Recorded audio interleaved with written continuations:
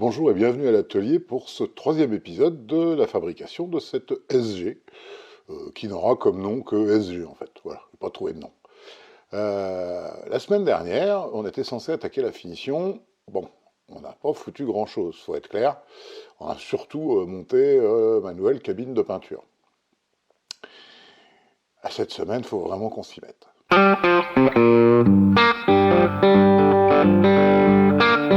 Bon, j'ai quand même pas glandé depuis la semaine dernière.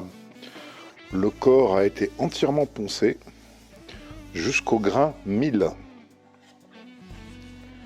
Vous connaissez mon credo.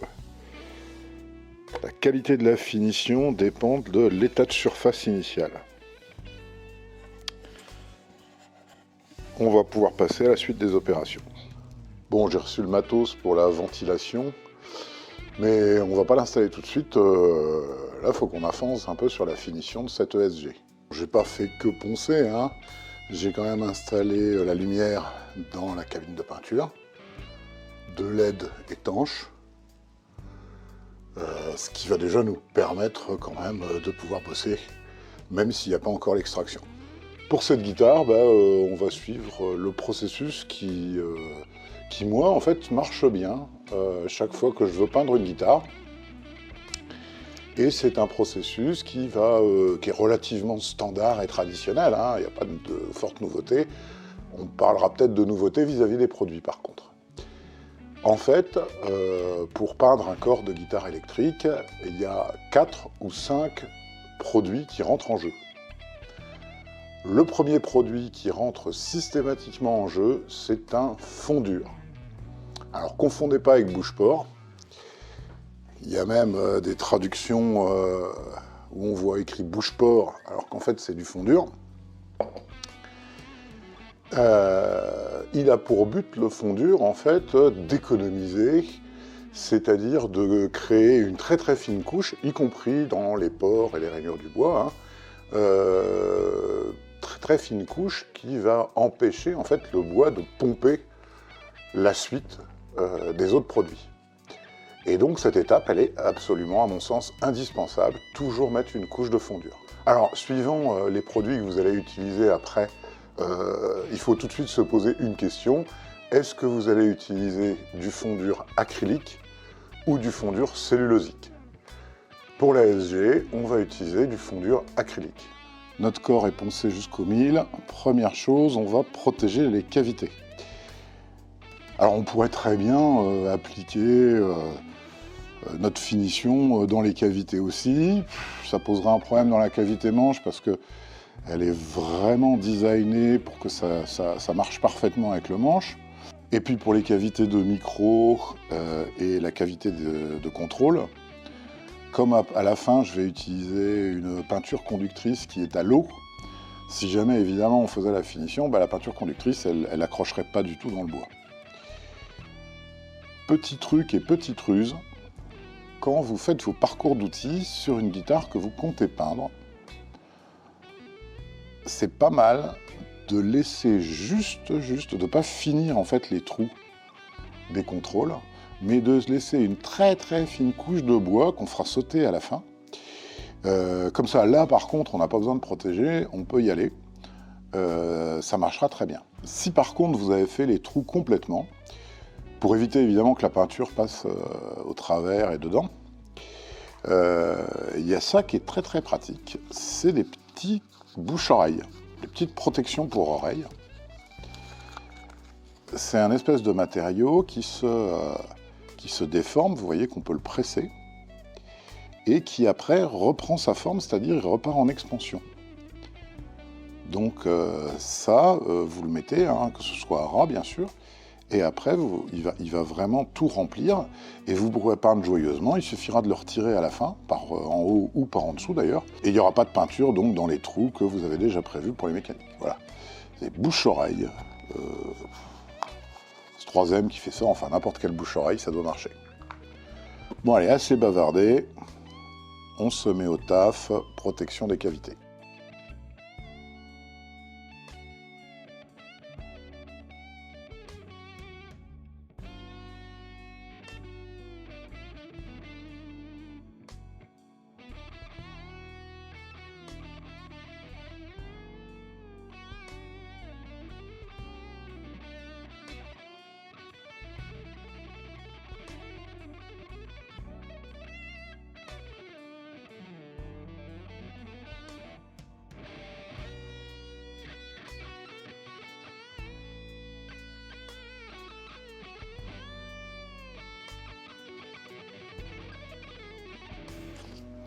Et maintenant, on peut installer notre support.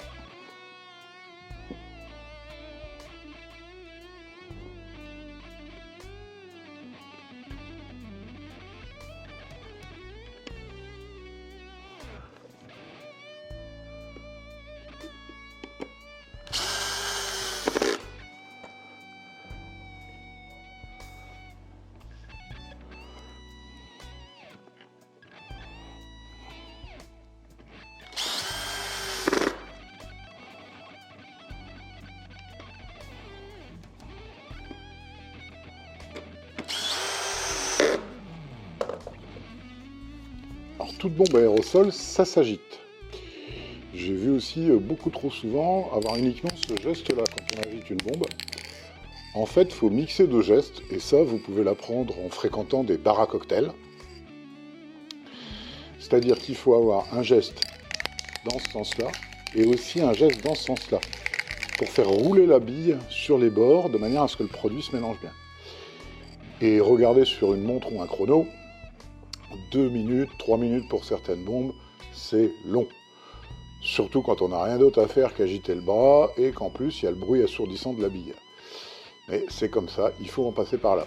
Bien entendu, et ça ne souffre même pas de discussion, quand on utilise un produit aérosol, que ce soit la pose d'ailleurs, ou quand on le ponce, le masque, et un masque de qualité est obligatoire, ainsi que des gants. Pour faciliter le travail à la bombe, vous l'avez vu sans doute sur la chaîne de Vincent Brun, il y a des poignées qui permettent de travailler bien à plat. Ces poignées-là, vous les trouvez aussi sur un site rigolo spécialisé Tagger qui s'appelle Urban Painters, où ils vendent ça. Et ils vendent aussi un super truc qui sont des buses avec des formes différentes. Donc vous pouvez remplacer la buse de votre bombe initiale par une buse avec une forme différente, ce qui vous permet d'avoir des jets droits ou des jets ronds, suivant ce que vous voulez faire comme application. Et quel que soit le produit, on bombe toujours à 30 cm à peu près. En faisant pas un mouvement, en maintenant un mouvement vraiment parallèle à la surface.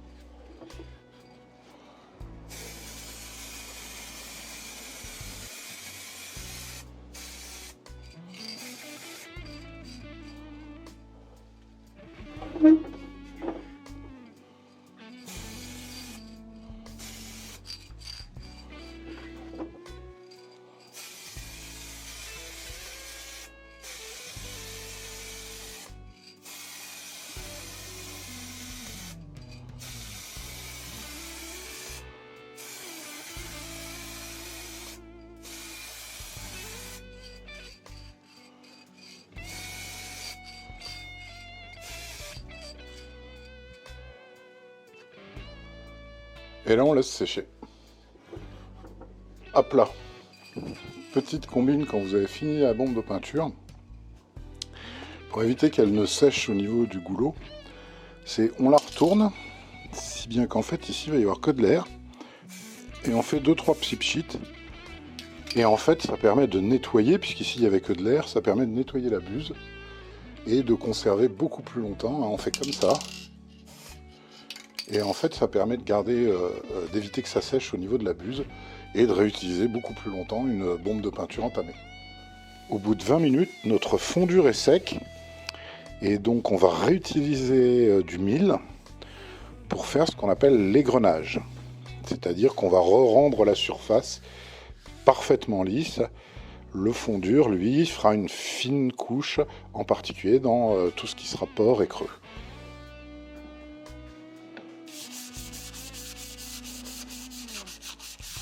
Vous voyez que l'égrenage, ça prend pas 3 heures, hein, et on y va main légère, et ça va très bien. La deuxième étape, c'est l'étape de bouche-porc ou pas bouche-porc. Alors là, le terme est précis, hein, bouche-porc, ça veut dire qu'on va vraiment boucher les porcs, et ça, ça dépend du bois. Si c'est de l'acajou, oui, ou du hêtre, oui, bien sûr, il faut mettre une couche de bouche-porc, parce que sinon, la suite sera moche. Ce sont des bois très poreux, alors je parle même pas du hêtre des marais, où là, carrément, il y a des rainures dedans, hein. Dans les cernes de printemps, elles sont tellement larges qu'on peut même s'en servir pour faire des décors. Là, c'est vraiment le bouche-porc, le truc pour les bois à forte porosité. Pour la SG, là, on a utilisé du samba. Alors le samba, il est proche en fait de l'aulne, et donc c'est un bois à faible porosité, donc on ne fera pas l'étape de bouche-porc. La troisième étape, c'est l'étape qui consiste à mettre une sous-couche. Comme quand vous peignez votre salle de bain, il faut mettre une sous-couche.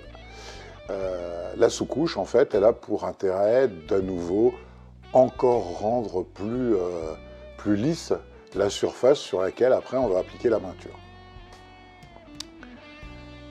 Je sais pas vous, mais moi, les Dartford et les Nitorlac, qui mettent sur leur site qu'ils ont formulé spécialement leurs produits pour conserver, voire enrichir la tonalité du bois de votre guitare électrique Solid Body. Ces gens-là, moi, j'ai pas envie de leur filer le moindre sou. Ils essayent juste de se créer un petit monopole en disant « Ouais, les mecs qui font des guitares, ils iront jamais regarder ailleurs. Et puis on va mettre les prix qu'on veut. » En matière de finition, les gens qui font les plus belles finitions que je connais, c'est les carrossiers automobiles. Vous regardez une carrosserie automobile restaurée ou une voiture neuve, c'est absolument magique. Donc pour la partie sous-couche, ce que j'utilise, c'est la marque, c'est Icar. C'est un après-garnissant. Alors ça, c'est vachement intéressant parce que c'est utilisé en fait sur la tôle. Une fois que la tôle a été poncée jusqu'au mille, on met l'après-garnissant, on reponce et puis après, on met la peinture de la voiture. Alors cet après-garnissant, il existe en blanc ou en gris, je crois. Là, j'ai pris du gris clair. Il est absolument fabuleux parce qu'il va permettre vraiment là, de se poncer très très finement, être sûr avant même d'ouvrir notre bombe de peinture qu'on a une surface absolument nickel. Et c'est un très très bon produit.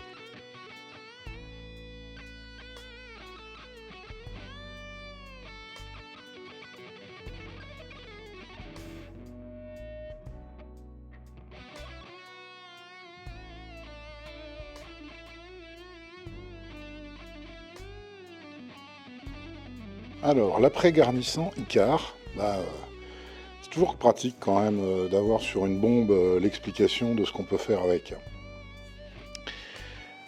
Agiter l'aérosol pendant 2 minutes, pulvériser à 20-30 cm de la surface, ponçage après 60 minutes à 20 degrés ou 15-20 minutes quand on est à 60 degrés, c'est-à-dire en séchage infrarouge. On reponcera au 320 puis au 400. Séchage complet 2 heures à 20 degrés. Et si jamais on met plusieurs couches, 5 à 10 minutes entre chaque couche, donc on est bien en mouillé sur mouillé. Voilà, il y a toutes les explications, il n'y a plus qu'à faire.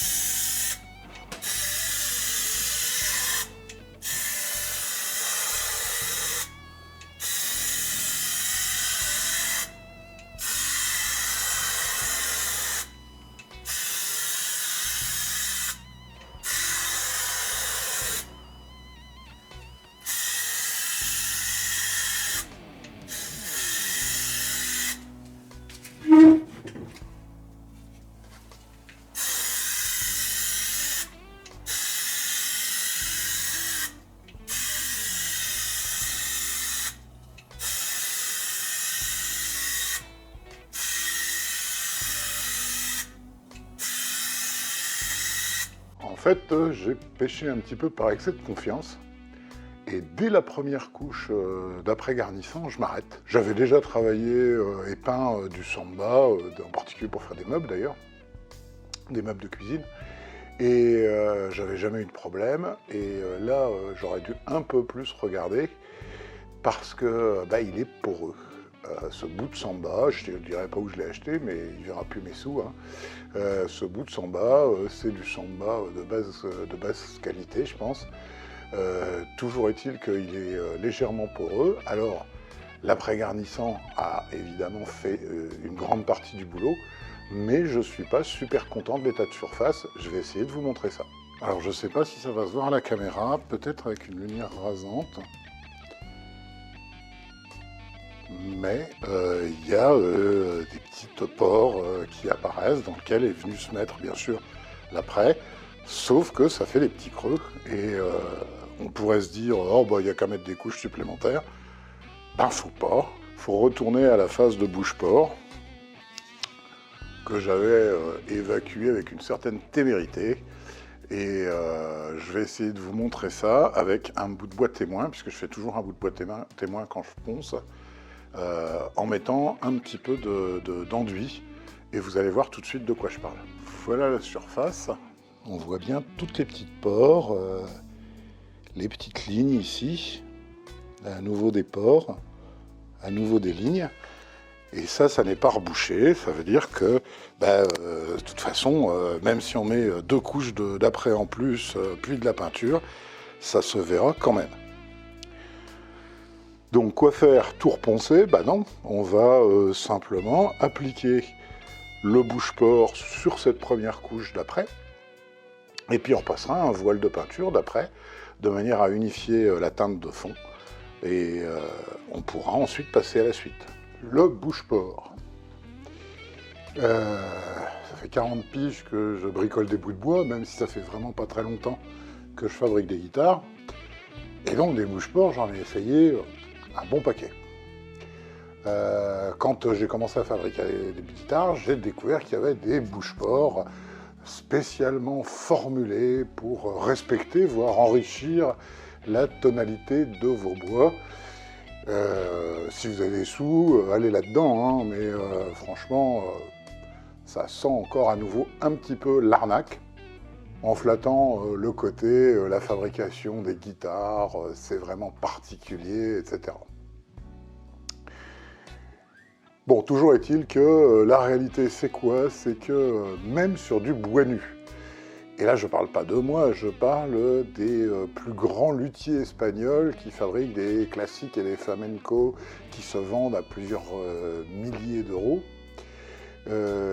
Pour les dos en palissandre, par exemple, ils utilisent de la résine époxy comme bouche-port.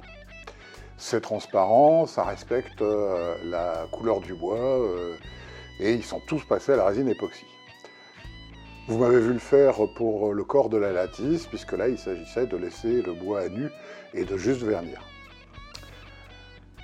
Pour le reste, et en particulier pour la SG qu'on est en train de faire, il va falloir remettre un peu de bouche-port, vu que j'ai péché par optimisme. En fait, j'utilise 2 produits, au choix. Un produit en poudre, qui s'appelle tout simplement le blanc de Meudon. Le blanc de Meudon, c'est 5 francs le kilo chez Leroy Bricot machin. Le blanc de Meudon, il est utilisé depuis des temps immémoriaux. Je crois que c'est du carbonate de calcium en fait. Et par exemple, le blanc de Meudon, il était utilisé par les artisans qui fabriquaient les vitraux des cathédrales. Ils s'en servaient, dans un vitrail, vous avez le plomb, et puis vous avez le verre qui vient se loger dans la rainure. On a des plombs avec différents types de rainures. Et en fait, le blanc de Meudon, il s'en servait pour l'étanchéité, c'est-à-dire pour remplir ce qui restait de la rainure une fois posée la plaque de verre. Au Moyen-Âge, on utilisait du blanc de Meudon. Alors, pourquoi j'ai ce truc-là? C'est parce que dans mes dossiers, j'ai aussi l'idée d'une guitare dont la table serait un vitrail, et où par transparence, en dessous, on distinguerait le corps voluptueux d'une reine des démons. c'est vous dire si vous n'avez pas fini d'en baver sur cette chaîne. Donc ça, c'est le blanc de Meudon, ça se dissout à l'eau, on peut le dissoudre aussi avec de l'huile. Ça dépend vraiment des applications, ça marche très très bien. Mais en tout prêt à l'emploi, il y a ça.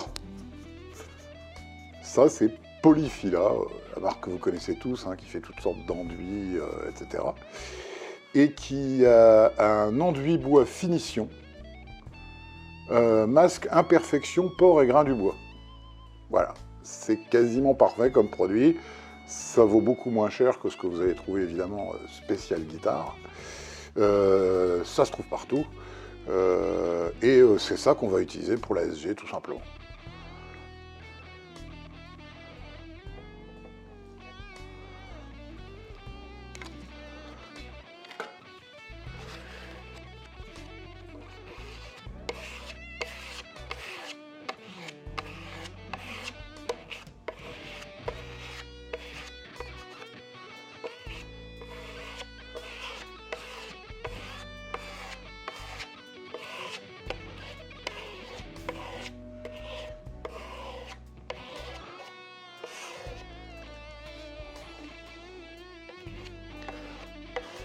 Et on va laisser sécher ça 1 heure. Vous voyez tout de suite, quand on voit les traces blanches là,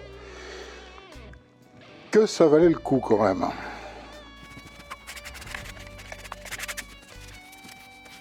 Et une fois que c'est sec, ben on va reprendre du 600 puis du 800 pour du 1000 et on va vraiment y aller main légère.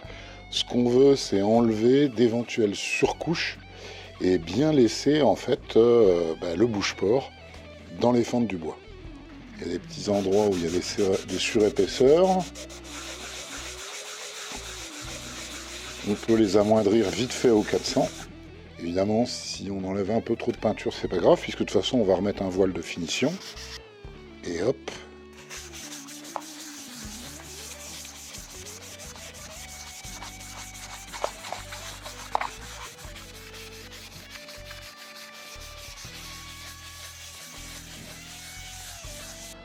Et là, gros nettoyage. Et on va pouvoir mettre à nouveau le deuxième voile, en fait, qui sera le dernier, je pense, au niveau de l'après. Je ne me fais bien sûr aucune illusion sur le marketing de Polyfila. Là, c'est l'enduit qui s'appelle Finition Bois. À mon avis, n'importe quel enduit fin de leur gamme marche aussi bien. L'enduit pour joint de plaques de plâtre, les enduits ultra fins pour la peinture, pour la finition des murs avant peinture, etc. Tout ça doit aussi très bien marcher. Bon, là, j'ai un tube qui va me faire une guitare. Hein.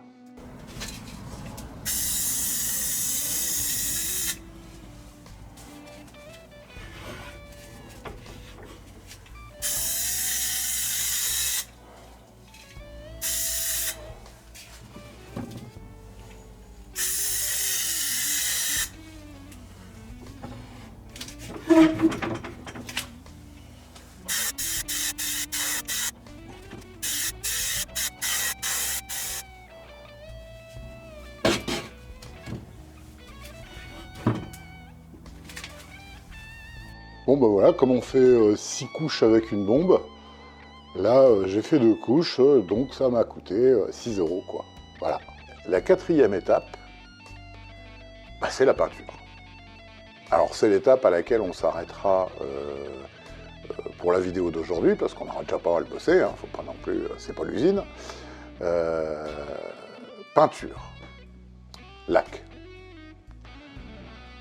À nouveau, on peut filer de la thune aux Dartford et autres Auditor Lac, dont la gamme se réduit, parce que ce qu'ils veulent c'est vendre, hein, dont la gamme se réduit en fait aux teintes plus ou moins standards des grands fabricants de guitares électriques, les Gibson, les Fender et autres. Et puis ils en profitent pour mettre un petit prix sympa. C'est même pas vrai que ce sont des teintes originales, parce que si on prend une couleur très connue de guitare électrique qui s'appelle le Blue Pelham, le Blue Pelham, en fait, il est sorti dans le catalogue 1958 de Cadillac. pas de Fender ou de Gibson. Donc moi, ce que j'aime bien faire, c'est aller sur un site, un fabricant de peinture français, qui s'appelle Sprido, et qui a toute une gamme de peintures, de teintes reproduites de toutes les voitures de collection. Et c'est carrément trié par marque.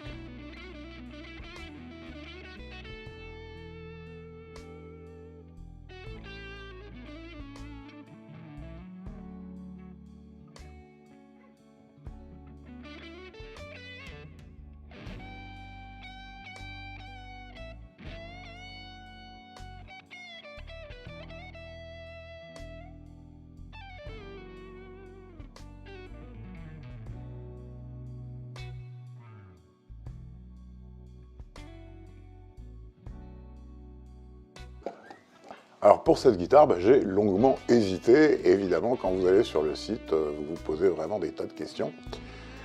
Et j'avais le choix entre celle-ci, c'est le La Plata Blue de Dodge 1942. Je mets une photo. Ou bien, l'autre choix, c'était le bronze métallisé de la Ford Mustang 1966. Et après, bon, j'ai acheté les deux, mais comme c'est qu'une bombe, de toute façon, c'est pas ruineux. En fait, mon cœur a fini par balancer pour la Ford Mustang, quoi. Le bronze 1966 de la Ford Mustang, et c'est avec ça qu'on va peindre cette guitare. Après cette deuxième couche, on a vraiment un état de surface impeccable. On va juste régrainer au 600, mais vraiment très très légère. Là, je dirais qu'elle serait quasiment utilisable telle qu'elle.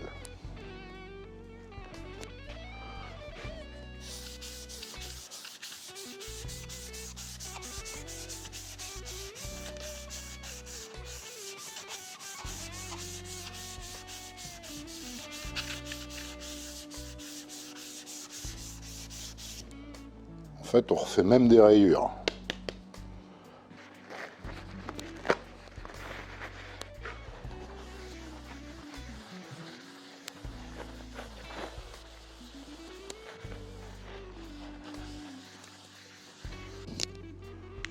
On refait le test de la lumière rasante.